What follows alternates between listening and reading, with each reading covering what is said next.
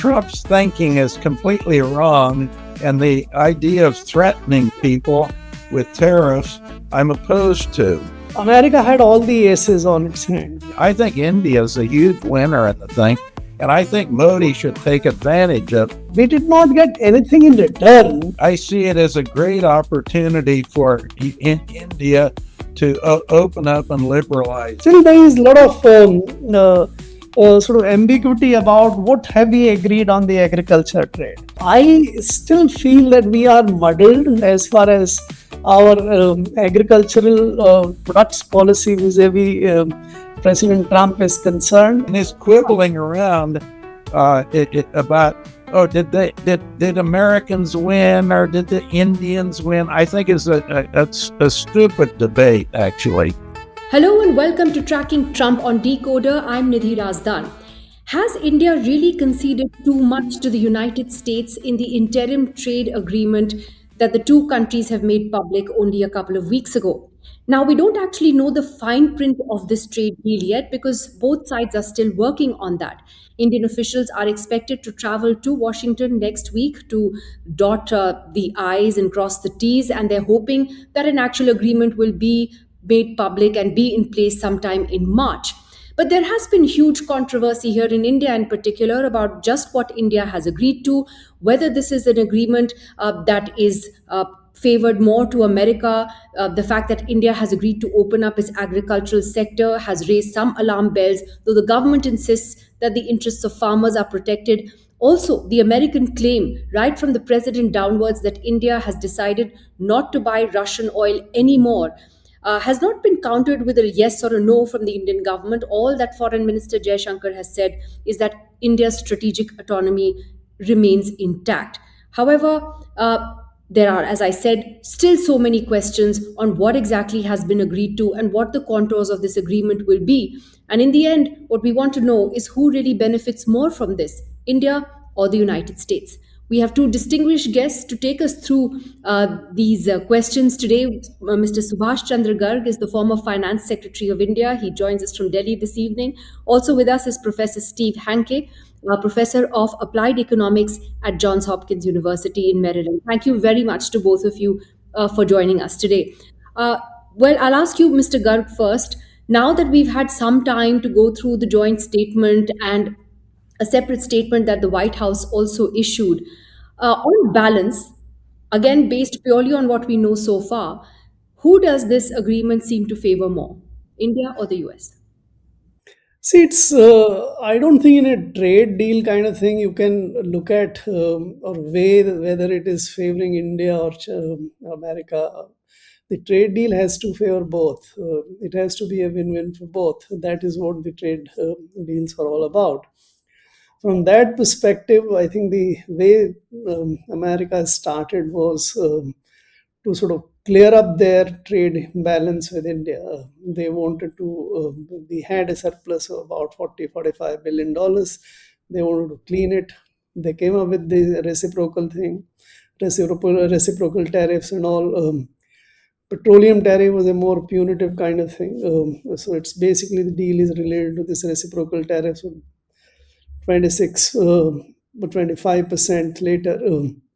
Now, you start from a position when America used to charge very low tariffs, hardly anything, 0 to 3% on Indian exports. So then you raised it to 25%.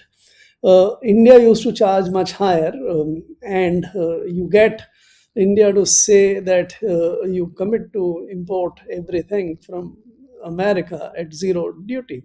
Now, if we have executive or joint statement released by the White House, which is not a deal. Deal is still in the works.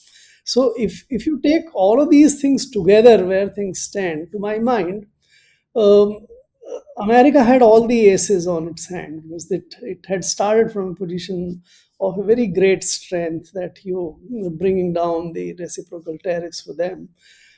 India also had the opportunity, but unfortunately, in my judgment, for example, to my mind, the agriculture trade was the big opportunity for India. America wanted it desperately, as you would see, or you had seen in the case of Bangladesh, where they got zero tariff in consideration for sort of agreeing to buy American cotton, which in any case they buy. So, whereas we had locked us ourselves into a position where we said we will not open up the agriculture. Now, that opportunity, which could have been utilized, has been partly used. A lot of concessions have been given on agriculture front. Some things have not been given, but strategically this could have been done, which has not been done. So on the whole, at this moment, Would it be right to say that you're saying that both sides have had to climb down from their, in a sense, their maximalist positions, whether it's India on agriculture, America on tariffs in general, to reach this point? oh yes, that is the way the trade deals. So, for example, if we had sort of agreed to give the concessions, let us say lentils for that matter, which was not very specifically mentioned, but which found place in the American fact sheet, which then India objected that no, no, we have not specifically agreed. There is a general a term called agriculture products, additional agriculture products. So at this stage, you don't know. But lentils, if you import in India, there is not a problem. Corn, if you import in India, is not a problem. But by agreeing to this, if we had made US agree to import Indian goods at 0% on many more labor intensive products, I think we would have won.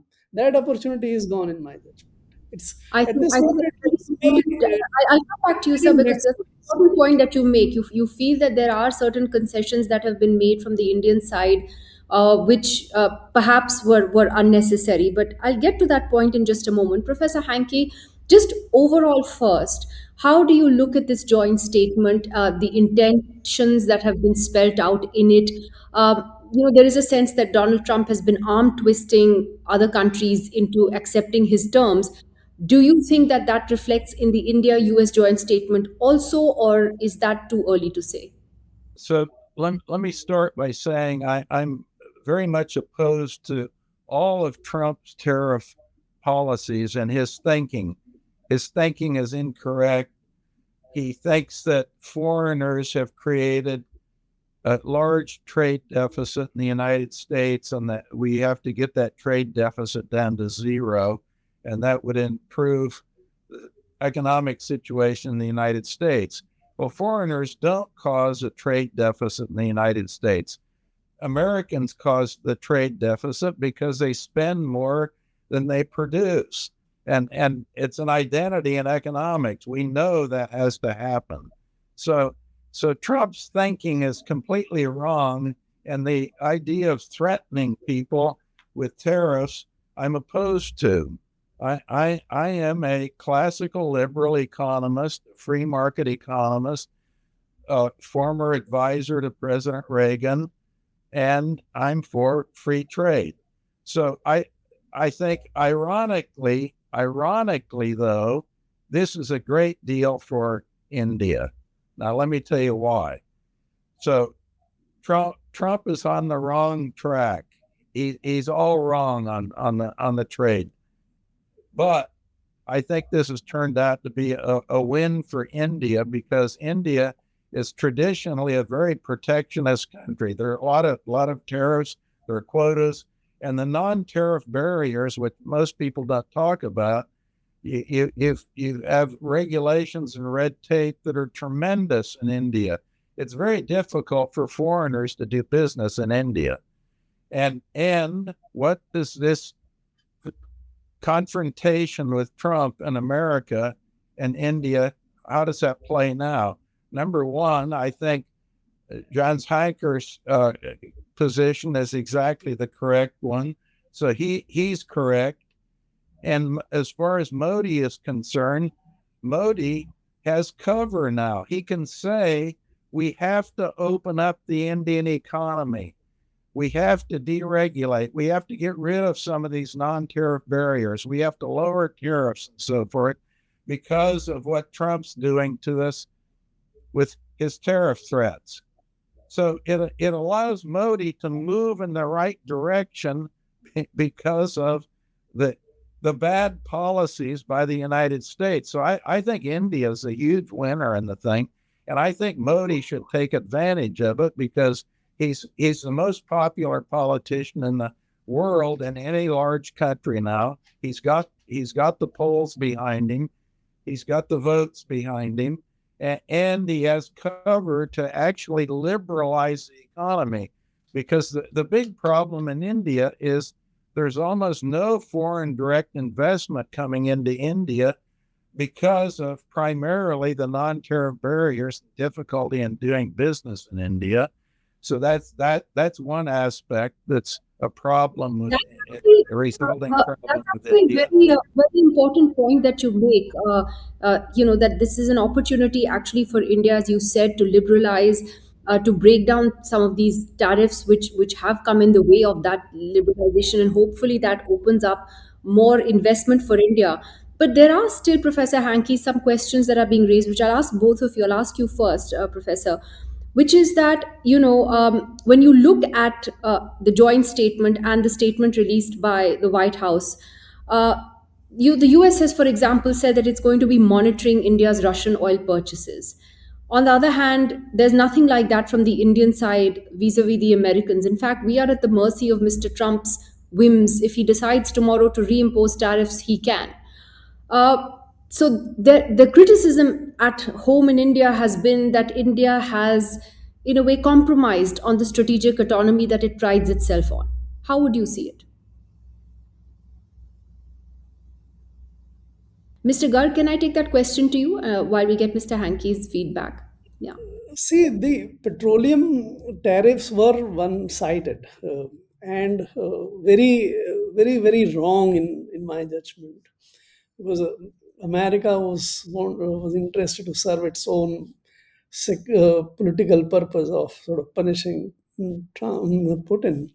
Now, by agreeing to take it back and making it conditional that India would sort of stop the purchases of petroleum from Russian side, and it has the right to reimpose. I think it has sort of kept that tight leash on that still, and I would believe that Indians have agreed to stop the purchase, which is also showing up in the data now. It is quite a lot. By the way, you would remember that some weeks back, Americans had sanctioned the oil companies which bought the oil from, and that had started having its effect. So on this, India, in a way, by sort of giving up its intransigence of not buying or buying, continue to buy bulk of the oil from Russia, I think it is a practical solution for them. But as I was trying to say earlier, we did not get anything in return for agreeing to do this. Could we have got some better sort of payment on other tariff lines? That all right, we will not buy Russian oil, but can we buy discounted oil from you, or can you allow the imports from India on most goods at zero duty, like what happened in the case of Bangladesh later on. So we gave it up by condition, and I think this will be seen as time goes, that India will reduce it. So on this front, I think Trump had his way by and large, and India, after sort of resisting for months, finally sort of gave up. Professor Hanke, the same question to you. The concern in India that India has had to compromise on the strategic autonomy that it prides itself on when it comes to the purchase of Russian oil, the fact that America is going to be monitoring our oil purchases. Trump can reimpose tariffs if he wants to tomorrow. So there is, in fact, a Delhi-based think tank called the Global Trade and Research Initiative, which is looking at the joint statement as a whole at the moment and has described it largely as an uneven exchange that's heavily tilted, perhaps in America's favor. How would you sort of see that? Well, I don't see it that way at all. I see it as a great opportunity for India to open up and liberalize. And this is what really, India is the fastest growing economy in the world right now. But in my view, it's growing below its potential. Its potential should be a percentage point or maybe even 2 percentage points above what it is right now. It's a heavily regulated economy, a relatively closed economy, and this gives, as I say, Modi cover to liberalize and get rid of tariffs, get rid of some quotas, and get rid of, in particular, a lot of non-tariff barriers, and do a lot of reforms that would encourage, open things up so that they could have foreign direct investment that was comparable to that in Vietnam or China, for example. There's almost no foreign direct investment coming into India. Why? Because of the institutional setup in India. It's not good. And why are so many Indians emigrating and leaving India? In the 2020s, 325,000 Indians left each year, emigrated because of no opportunities, better opportunities overseas. Now, in the 2020s, we're up to 675,000 per year. Indians leaving India because of lack of opportunity. So by deregulating and changing the whole structure of the thing, it would be a tremendous thing and a big positive for India. And this gives India the cover and the impetus to do those reforms now. So I think it's a huge potential benefit for India. That's my take on things. And this quibbling around about, oh, did Americans win or did the Indians win? I think is a stupid debate. Actually, it's quibbling over nothing. You got to look at the big picture. What's the biggest reform in the history of man that ever occurred in terms of the free market? It was following the 1979 December speech of Deng Xiaoping in China. They opened up and the thing exploded. It's right out of The Wealth of Nations and Adam Smith. Deng Xiaoping's speech was, and that total factor productivity has increased in China by between 15 and 30% since then. So this, you'd have a huge productivity boom, and if you opened up. and, Let and me I take and this I one, do and I do have smiling. I do have great faith. I think there are only three foreign ministers who are worth their salt in the world. One is Yi in China, of course. Number one is Lavrov in Russia, but James Hacker is in the top three. He knows what he's doing, and I think his statement and position is correct. I agree with it. Although he's kind of sort of distanced himself from this trade agreement, saying that it's in the Indian Commerce Ministry that's doing all the hard work. But that apart, is there a truth in what Professor Hanke says, Mr. Garg, in terms of an opportunity when you look at the long term picture of reform in India, that this sort of tariff war, this trade agreement could provide India with, or are these actually not stupid questions, but serious questions about India's autonomy in decision making in the world today? See, the fact that India had very complicated agriculture tariff issues, and also on many of the industrial goods like automobiles and other things, uh, does tell you that our sort of trade policy was over protectionist, which was harming us. So it was always the case that we should reform this, we should liberalize, we should open up. In fact, instead of opening up, the stance of this government for last 11 years has been to sort of raise tariffs, provide higher tariffs and things like that, which was moving in the reverse direction. Only of late, in last 6 months or 8 months, there are visible signs of being pragmatist on this front. So we did a UK deal, which opened up lots of things, including automobiles and other things, and EU deal right line. So, but in case of US, to my mind, the government took a very different stance. It said it will not compromise on farmers' interest, and that is where, in fact, the stance was the other way around.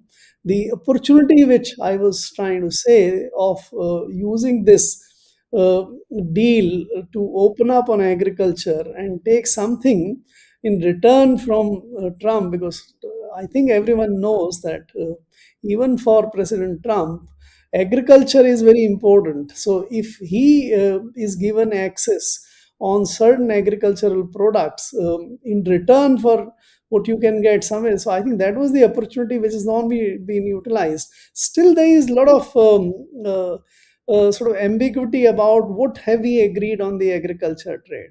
It mentions clearly that the soybean oil is included, the Talks feed is about, included.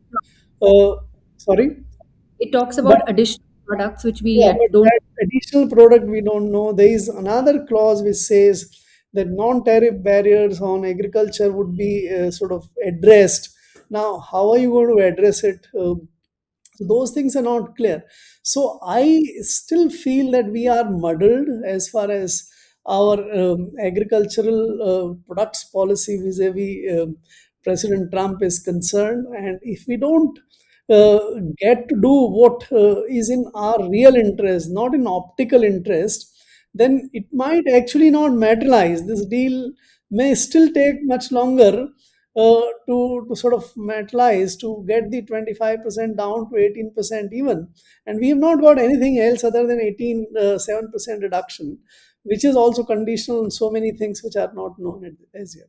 I think while Professor Hanke has a lot of optimism about where this could go, you strike a note of caution, Mr. Garg, about where we stand at the moment. And like you said, we don't really know yet what the final contours of this deal will be, and when it will actually be finalized. But interesting times ahead. Thank you very much to both of you for joining us and taking on some of those questions today. We'll be back with much more next week on Decoder.